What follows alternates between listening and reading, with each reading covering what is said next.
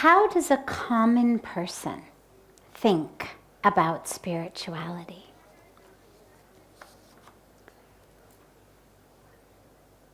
Tragically, spirituality is something that has been made very complex. It's been made to seem as though if you don't take a long course, get a degree, do something that's very, very time-intensive, labor-intensive, that somehow you can't be spiritual. But spirituality literally means of the spirit, pertaining to spirit. And what spirituality is simply a commitment to living our lives, seeing spirit rather than focusing on matter.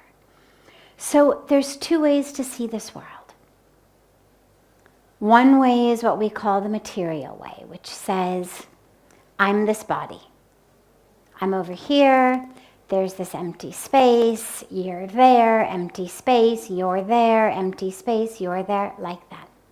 Now, we have bodies, so seeing the world spiritually doesn't mean that we ignore the body or deny the body. It's just a shift of focus. And so the spiritual way says, I'm spirit. You're spirit. That spirit that flows through me is the same as that which flows through you. And so there isn't actually a place where I end and you begin. And that ultimately is all that spirituality is.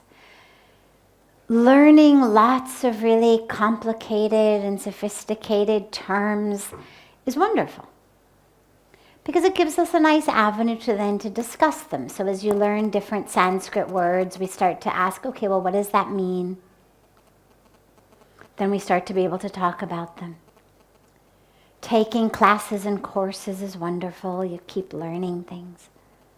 But none of that is required to be spiritual. To be spiritual is simply a decision that I am going to focus on spirit rather than matter. And again, I don't deny the matter. I take care of it. I love it. I feed it. I do whatever I can to, whether it's the matter of my body, the matter of your body, whatever it may be, we appreciate it. All of that in the creation, this beautiful world we live in, we love it, we appreciate it, but we don't identify as it. And we don't use it as our way of understanding the world. So I don't understand the world based on my body. I don't understand it based on this space between you and me as though we were somehow different. My understanding of the world becomes an understanding of spirit. And so when you think about who are you? Who are other people? What's your role in the world? What's your relationship with the world? Why are you here? Instead of having answers pertaining to matter, who I am is this tall, I weigh this much, here's my history. Who I am is the relationship with you, who's that tall, you weigh this much, here's your history. Together we own this thing and that thing, or we've created this other being. Instead of all of those aspects of matter, of form, being what I think about and how I identify, it's spirit, consciousness. And that's what's in you as well. And that's all saying you're spiritual means, is I've made a concerted, conscious decision that I'm going to move through the world focused on spirit. So when someone says, who are you? I'm going to first think about spirit, soul, consciousness, love, rather than the degree I have or how much money I have or the relationships I have.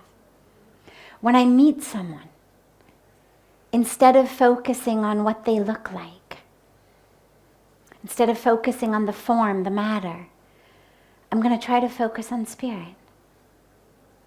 I'm going to focus on soul, consciousness. I'm going to try to interact with the world, whether it's another human being, whether it's a tree, whether it's a sunset, whatever it may be, any aspect of this creation. I'm going to interact with it, spirit to spirit, rather than object to object. And literally that is all spirituality has to mean. You want to learn the Sanskrit words? Fantastic. As I said, they're doorways. So you learn the word gyan, wisdom. Wonderful. That's a great doorway, because when you learn that word, then suddenly, depending on the context you learn it in, it brings up so many opportunities for you to acquire gyan. You learn the word yog. Ah, great. So through learning the word yog, we learn the benefits of practicing yog. Maybe tomorrow you'll start practicing. We learn the word dharma, or karma, or dhyan. Through learning these words, we're learning concepts that are very, very relevant to our life. So it's great to learn the words.